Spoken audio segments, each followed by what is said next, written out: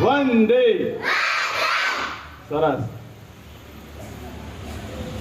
23મો કન્યા કેળવણી શાળા પ્રવેશોત્સવ રાયસિંગપુરા ગામની પ્રાથમિક શાળામાં આપણા સૌની વચ્ચે ઉપસ્થિત આપણા શિક્ષક મિત્રો શ્રી વિજયભાઈ, શ્રી તનસિંહભાઈ, આચાર્ય મિત્રો, શિક્ષકગણ, શાળાના એસએમસીના સભ્યો, ગામના આગેવાનો, માતાઓ, બહેનો અને જેમના માટે આપણે અહીં ઉપસ્થિત થયા છે એવા રાયસિંગપુરા ગામનું ભવિષ્ય, એવા નાના ભૂલકાઓ. આજનો દિવસ જ્યારે શાળા પ્રવેશોત્સવ થયો ત્યારે અમારા સમયનો શાળા પ્રવેશોત્સવ યાદ આવે. કેવો શાળા પ્રવેશોત્સવ ગામનો? તો અહીં જેટલા પણ બેસેલા નાના બાળકો છે, તમારા પપ્પાને એવું પૂછવાનું કે તમને આવી રીતે કોઈ મૂકવા માટે આવ્યું હતું કે તમને કોઈ તિલક કર્યું હતું, તમને કોઈ ચોકલેટ આપી હતી, તમને કોઈ પાર્લે બિસ્કિટ આપ્યા હતા? ત્યારે એવું કહેશે અમારે કંઈ હતું નહીં. તો કેવું હતું? તો તમારે આજે એમને પૂછવાનું, ત્યારે તમને એવું કહેશે કે શાળાની અંદર જે ચોથા ધોરણમાં ભણતો હોય વિદ્યાર્થી, જે મજબૂત હોય, આમ તાકાતવાન હોય એવા 4 છોકરાઓને પકડવાનું અને બે શિક્ષકો આવે અને તમારા ગામમાં આવે અને ગામની અંદર ઘરની અંદર ખૂણામાં સંતાયો હોય એટલે એક પગ પકડે, બીજો એનો બીજો પગ પકડે, હાથ પકડે, બીજો હાથ પકડે અને ઊંચકીને પછી નિશાળે લાવે. આવું હતું અમારા સમય. બોલો, એવો સમય હતો. અને શાળાનું નામ લે એટલે બધા રડવાનું નામ કરે. ગામના લોકોને શાળા પ્રવેશોત્સવ ક્યારે ખબર પડે? તો ગામના ફળિયાની અંદર નાના નાના છોકરાઓ પેલી બાજુ ભાગે, દોડાદોડ કરે. એ લોકોને ખબર પડે કે નિહાર શરૂ થઈ છે, એટલે આવું બધું ચાલે છે. આવો શાળા પ્રવેશોત્સવ હતો. પરંતુ હવે પરિસ્થિતિ બદલાઈ છે. હવે તમારા માટે સરસ મજાની એકદમ ચિંતા કરી છે.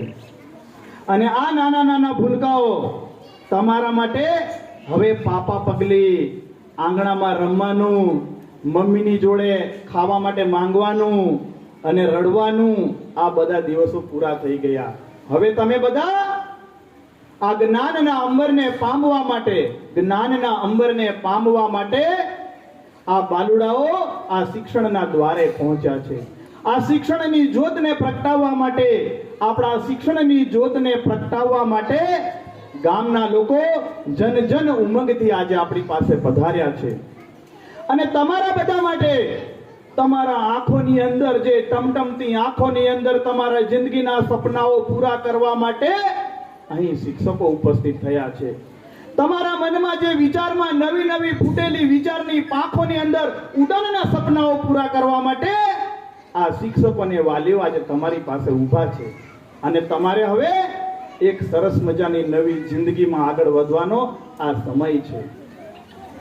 આજથી 23 વર્ષ પહેલા ગુજરાતના તત્કાલીન મુખ્યમંત્રી શ્રી નરેન્દ્રભાઈ મોદીજીએ આવા નાના નાના બાળકોને શિક્ષણનો યજ્ઞ એમણે આરંભ કર્યો હતો.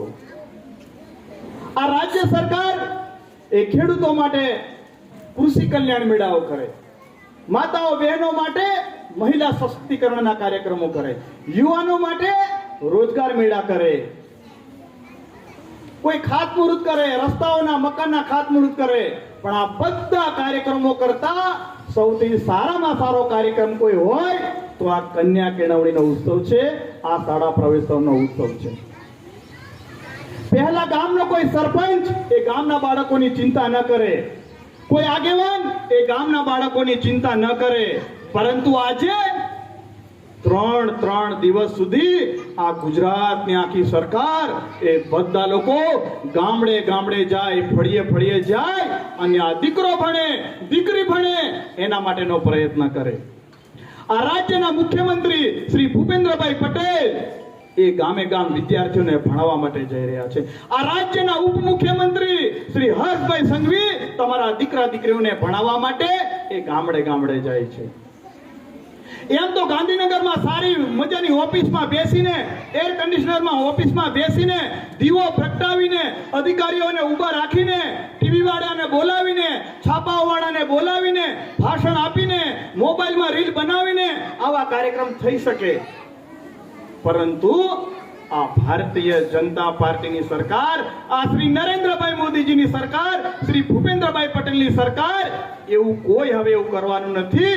આ બધા જેટલા પણ મંત્રીઓ હોય, જેટલા પણ ધારાસભ્યો હોય, જેટલા સાંસદ હોય, સચિવ હોય, સેક્રેટરી હોય, કલેક્ટર હોય, ડીડીઓ હોય, મોટા મોટા અધિકારીઓને ગામડે ગામડે જાઓ અને અમારા દીકરાને ભણાવવા માટેનું એમણે બીડું ઝડપ્યું છે અને ગામે ગામ જઈને એને ભણાવવા માટેનો પ્રયત્ન આદર્યો છે અને એના સ્વરૂપે આ ગામની અંદર અમે આવ્યા છે.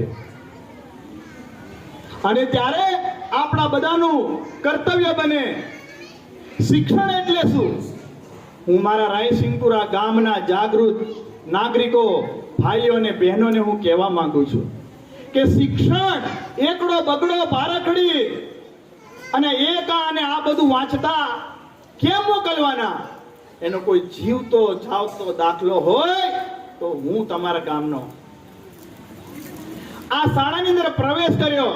તમને ખબર કે અમારા પરિવારમાં પણ મારા મમ્મી પપ્પા કોઈ ભણ્યા નથી.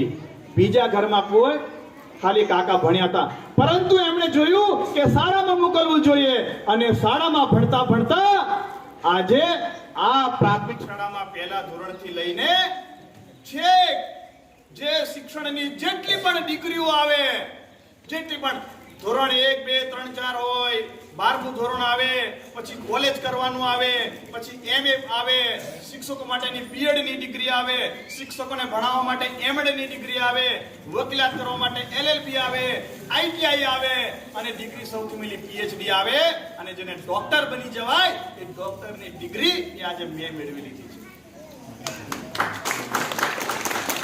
કેમ?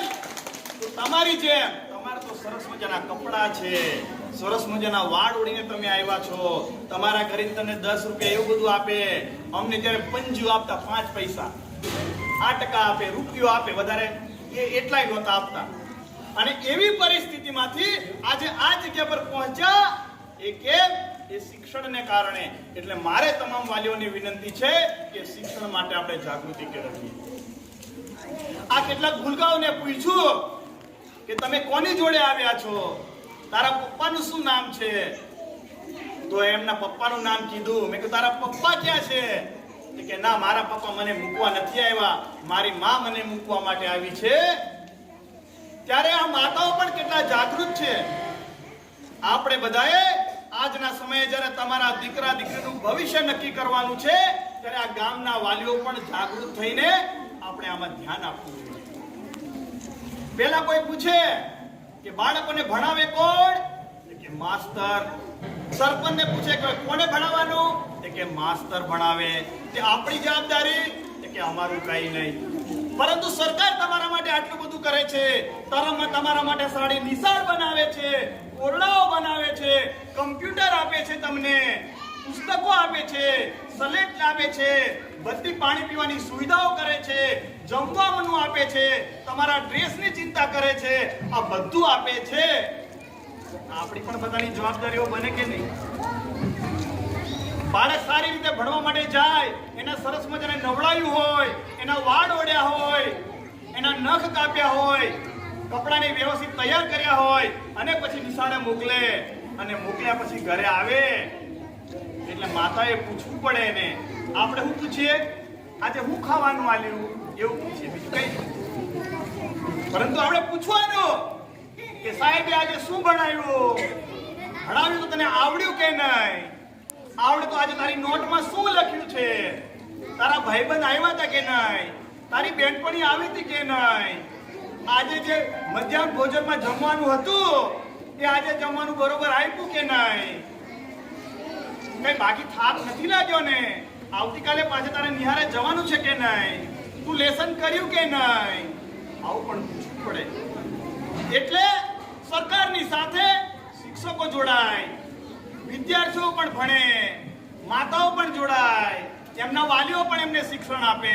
અગર આ રીતે બધા ભેગા મળીને આપણે આગળ વધીએ તો આપણો દીકરો એ રાયસિંગ રાયસિંગપુરા ગામની અંદર સત્તાની અંદર નરેન્દ્રભાઈ મોદીજી સાહેબની સાથે એ બેસી પણ શકે છે. આપણા ગામનો રંગીસિંહભાઈ રાઠવા એ ક્લાસ 1 ડોક્ટર બનીને એ ડોક્ટરનું સર્જન કરી શકે. આપણા ગામનો સુરેશભાઈ રાઠવા આર્મીમાં જઈને દેશની સરહદ પર જઈને બંદૂક લઈને પણ ઉભો રહી શકે. આપણા ગામની અનેક દીકરીઓ એ શિક્ષક બનીને અલગ અલગ ગામમાં નોકરી કરી શકે. આપણા ગામમાં અગર ધ્યાન આપે તો તનસિંહભાઈ જેવા આપણા શિક્ષક એ વર્ષો સુધી આ શિક્ષણનું પણ કામ કરી શકે. અને આ કામ આવનારા સમયની અંદર આપણે બધા એ વાલીઓએ ધ્યાન રાખીશું તો ચોક્કસપણે આપણે આગળ વધીશું. નહીં તો સરકાર આટલું બધું કામ કરે અને આપણે ઘરે બેઠા મોબાઈલમાં જોઈએ મોદી કશું કરતો નથી, સરકાર તો કશું કરતી નથી, ખાલી કોમેન્ટો મારવાની, આ તો કઈ કરતા નથી. પણ ભાઈ તમારા દીકરાઓનું પેલા ધ્યાન આપો, તમારી દીકરીઓનું ધ્યાન આપો. સરકાર તમારી સાથે છે, ખાલી મોબાઈલમાં બેઠા બેઠા ખોટા વિડીયો મોકલી દેવાના, સરકારને ગમે તેવું બોલ્યા કરવાનું, શિક્ષકને ગમે તેવું બોલવાનું. એનાથી ગામનું ભલું નહીં થાય ગામનું ભલું. તમે સાથે જોડાઈને આપણે બધા કામ કરવું પડે. અને મને વિશ્વાસ છે કે રાયસિંગપુરા ગામના યુવાનો, રાયસિંગપુરા ગામના આગેવાનો એટલા બધા જાગૃત છે કે એટલા માટે આપણા ગામનું શિક્ષણ ખૂબ આગળ વધેલું છે. અમારા ગામના નાગરિકો માતાઓ એટલા હોશિયાર છે કે ગામના શિક્ષકોને પણ કે ભાઈ સાહેબ ભણાવું જરા બરોબર ભણાવજો, કોઈ આંગણવાડીમાં કામ કરે મારા દીકરાને સારું ભણાવજો. એટલા માટે મારા શિક્ષકો મિત્રો છે એમણે પણ અમારા અગાઉના જે શિક્ષકો હતા અને એ શિક્ષકોએ અમારા ગામના નાના બાળકોને આગળ વધાર્યા. એવી અમારા માતાઓ અને ગામના આગેવાનોની લાગણી છે કે અમારા દીકરા દીકરીઓ સરસ મજાનું નૃત્ય કરે, સરસ મજાનું ભણે, સરસ મજાના એકડા, સરસ મજાનું અંગ્રેજી, સરસ મજાનું બોલે એવી અમે આશા રાખીએ છીએ. અને હવે હું આ શાળામાં જણાવ્યું છે કે જેટલી પણ આવશ્યકતા હોય, મેં આજે કીધું 10 લાખ રૂપિયા જોઈએ, 15 લાખ રૂપિયા જોઈએ, 25 લાખ રૂપિયા જોઈએ, બધી સુવિધા આ શાળાની અંદર વ્યવસ્થા થઈ જશે. આવનારા અઠવાડિયાની અંદર આપણા કટિયાબાર હોય, આપણું લીમડી હોય, આપણું ગામ હોય એ સ્માર્ટ ક્લાસ માટે, પંખા માટે, કમ્પ્યુટર માટે, તમારા ડ્રેસની વ્યવસ્થા હોય બધી એ આજે તમારા ગામનો દીકરો. હવે માતાઓએ કોઈ તમારા દીકરાને નોટ લેવી હોય, પેન્સિલ લેવી હોય, હવે તમારે કોઈ ચિંતા કરવાની જરૂર નથી. તમારા દીકરા દીકરીઓને નવો ડ્રેસ હોય તો તમારે હવે ચિંતા કરવાની જરૂર નથી. અને આવનારી 15મી ઓગસ્ટના દિવસે આપણા જેટલા પણ દીકરા દીકરીઓ ડાન્સ કરે, કોઈ ભગતસિંહ બને, કોઈ ગાંધીજી બને, કોઈ રાણી લક્ષ્મીબાઈ બને, એ બધા સરસ મજાના ડ્રેસ પહેરીને આવનારી 15મી ઓગસ્ટે આપણે ઉજવણી કરવાની છે. અને એમાં જેટલા પણ આવશ્યકતા હોય તે શિક્ષક મિત્રો મને લખીને આપે, એની બધી આપણે વ્યવસ્થા કરી દઈશું. પરંતુ મારા રાયસિંગપુરા ગામના દીકરા દીકરીઓ એ ખૂબ આગળ વધે એની આજથી હું તમારી જવાબદારી લઉં છું. જ્યારે અમે જવાબદારી લઈએ ત્યારે આપણા વિસ્તારમાં જેટલા પણ સરકાર સાથે જે કર્મચારીઓ જોડાયેલા હોય, એ શિક્ષક હોય, એ કોઈ તલાટી હોય, એ કોઈ આંગણવાડીમાં કામ કરતા હોય, કોઈ આશા વર્કર હોય કે આરોગ્ય સાથે જોડાયેલા હોય, એ બધા કર્મચારીઓ ખૂબ ધ્યાનપૂર્વક, સંભાળપૂર્વક, કોઈ પણ ભૂલ ના થાય, કઈ કામ કરવામાં આપણે ઊણા ના ઉતરીએ એની બધાએ કાળજી રાખજો. કારણ કે આ વિસ્તારમાં મારું ગામ ગણાય અને એ ગામની અંદર સરકાર સાથે જોડાયેલા કર્મચારીઓ અમારા ગામને ભલાઈ કરવામાં કઈ ભૂલચૂક થઈ જાય તો અમારે કોઈ નિર્ણય ના લેવો પડે, અમારે કઈ તમને કહેવું ના પડે એની તમે ચિંતા કરજો. કારણ કે અમારા દીકરા દીકરીઓના ભવિષ્ય માટે અમે તમને મોકલ્યા છે અને તમારી ગલતી કોઈ થઈ જાય તો અમારે કઈક નિર્ણય કરવો પડે, એનું તમે સૌ કાળજી રાખજો. બાકી તમારા જેટલા પણ લોકો છે એ બધાની સાથે રહીને ફરીથી આવનારા સમયની અંદર આપણા ગામને આગળ લઈ જવાનું છે. એ પર્યાવરણમાં વૃક્ષારોપણનું કામ હોય, આરોગ્યનું કામ હોય, ગામના આગેવાનો જે પણ કહેશે એ જ પ્રમાણે ગામનો વિકાસ થશે. નરેન્દ્રભાઈ મોદીજી અને આ રાજ્યના મુખ્યમંત્રી ભૂપેન્દ્રભાઈ પટેલ અને રાજ્યના ઉપમુખ્યમંત્રી હર્ષભાઈ સંઘવી તમારા માટે આ આખા દરવાજા ખોલી નાખ્યા છે. તમારા વિકાસ માટેનું જે જોઈએ ખોલી નાખ્યું છે. આપણે એનો લાભ લઈને આપણા ગામને નંદનવન બનાવીશું. અને આ તબક્કે તમે બધા ઉપસ્થિત રહ્યા એ બદલ આપ સૌનો ખૂબ ખૂબ આભાર માનું છું. અને આજના શાળા પ્રવેશોમાં ફરીથી આપણા ગામને આગળ લઈ જવા માટે પ્રયત્ન કરીશું. આપ સૌનો ફરી આ તબક્કે ખૂબ ખૂબ આભાર માનું છું. વંદે માતરમ. ભારત માતા કી જય.